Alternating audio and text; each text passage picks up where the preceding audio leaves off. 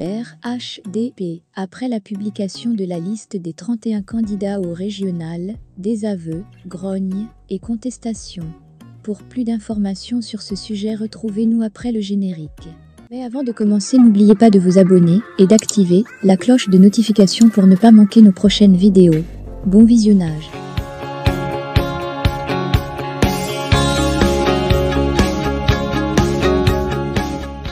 Le RHDP, parti au pouvoir que dirige le président Alassane Ouattara, a publié, le mardi dernier, la liste officielle des 31 personnalités dont il parraine la candidature aux élections régionales du 2 septembre 2023. Si a priori, cette publication devrait mettre fin à toutes les supputations et à tous les tiraillements, dans la réalité, elle a comme mis le feu aux poudres, en ce sens que les personnalités choisies sont loin de faire l'unanimité dans les rangs même des cadres et militants du RHDP. Certains militants n'hésitent pas à traiter ces hommes et femmes de choix imposés. Ainsi, dans bien de régions, les réactions ne se sont pas fait attendre, tant sur les réseaux sociaux que sur le terrain. Les téléphones, dans les rédactions, crépitent et des réunions de crise sont convoquées dans certains états-majors, devant ce que d'aucuns qualifient de diktat du sommet.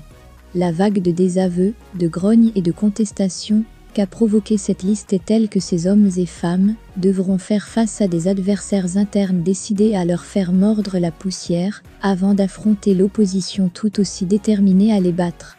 Sur cette liste, on remarque que Ouattara et le RHDP ont jeté dans la course 3 présidents d'institutions, un Premier ministre, 9 ministres en exercice. Mais ces choix sont loin d'être partagés.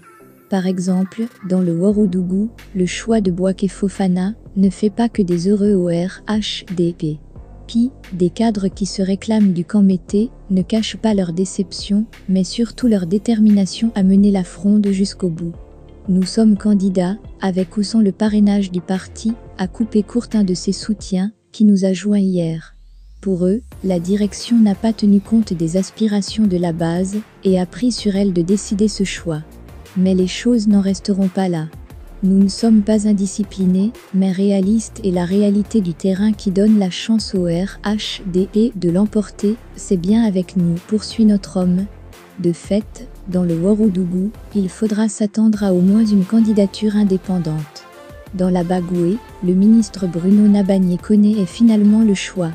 Mais avec grand risque, ajoute tout de suite des partisans de Mariatou Koné et de Mariam Traoré. Car pour ces derniers, le choix de Bruno Koné est une imposition qui va contre la volonté de la grande majorité de la base. Que feront-ils à présent que celui dont ils ne voulaient pas est choisi? Ils répondent ainsi, nous sommes des militants disciplinés, le parti a décidé, mais nous ne pourrons rien devant la déception de la population qui est la seule et vraie détentrice du pouvoir. On verra bien. En d'autres termes, c'est au vote que le peuple dira s'il est d'accord qu'on lui impose un homme. Même si notre région est acquise à la cause du RHDP, le vote est secret et mystère, insistent nos interlocuteurs. Dans le lot de Gibois, le ministre Amédée Kouakou Kofi aura-t-il le ferme soutien du camp de Patricia Yao, qui voulait coûte que coûte lui ravir ce choix? Rien n'est moins sûr. Si l'on s'en tient à ce qui se susure dans les rangs des partisans de cette dernière, les 4 derniers mois ont donné lieu à une véritable corrida entre les camps des deux personnalités, à travers des ballets de chefs traditionnels et cadres auprès des hommes clés du système, des déclarations et contre-déclarations à travers les médias et les réseaux sociaux. Ils n'ont pas voulu entendre le cri des parents, ils ont ignoré ce que veut le terrain, nous ne pouvons qu'observer ce qui se passera. Dans tous les cas, on les aura prévenus, assène un cadre du lot de Gibois, qui ne cache pas son aversion pour Amédée Kouakou. Vont-ils boycotter le vote en défaveur d'Amédée? La position de Patricia Yao, en qui ils se reconnaissent, auprès de la première dame ne leur permet pas de se prononcer ouvertement. Mais ça grogne. Dans le Haut-Sassandra, le ministre Touré Mamadou aura du pain sur la planche dans son propre camp, du fait justement des mécontents de ce choix. En effet, des cadres du RHDP, et non des moindres, ne cachent pas leur amertume. Tout est fait, comme si en dehors de ce jeune, il n'y a pas un cadre compétent dans cette région pour faire gagner le RHDP. Devant le PDCIRDA, qui a le conseil régional, et le PPA Cité, qui se montre de plus en plus, Comment peut-on choisir ce jeune, même si les ministres, qui n'a aucune expérience électorale, se plaignent et ceux que nous avons eus au téléphone. Daloa n'a rien à voir avec le Nord où le RHDP est en roue libre. Si nos dirigeants ne l'ont pas compris, ils risquent de s'en mordre le doigt. En tout cas, ils ne pourront pas nous demander de les écouter s'ils ont refusé de nous écouter. Cela veut dire ce que cela veut dire. À défaut de candidature indépendante, on voit bien qu'ils comptent faire payer au RHDP le choix de Touré Mamadou. Dans la Maraoué, c'est comme si on creuse un trou pour combler un autre trou.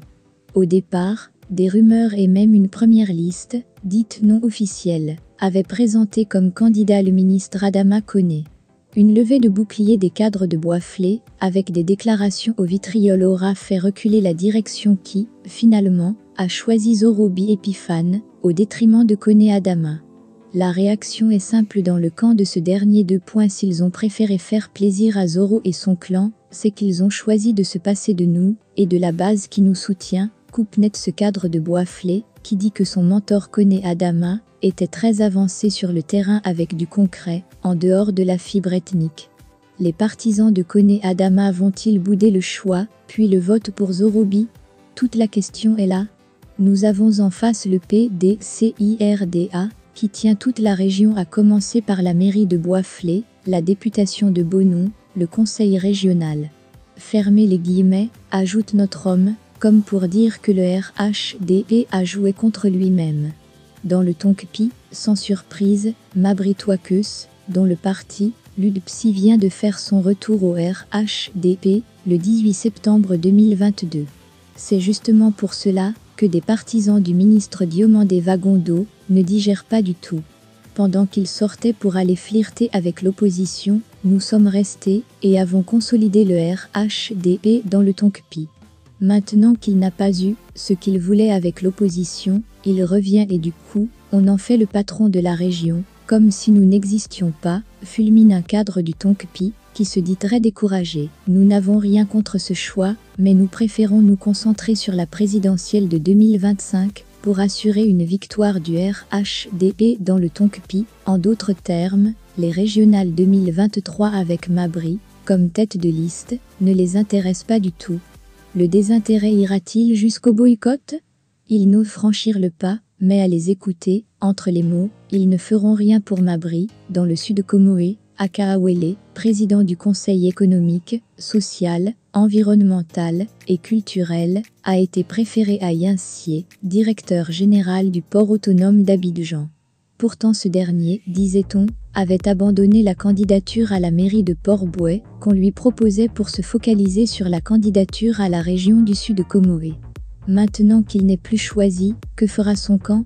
La réponse de ses partisans est simple, nous ne sommes pas contents de ce choix.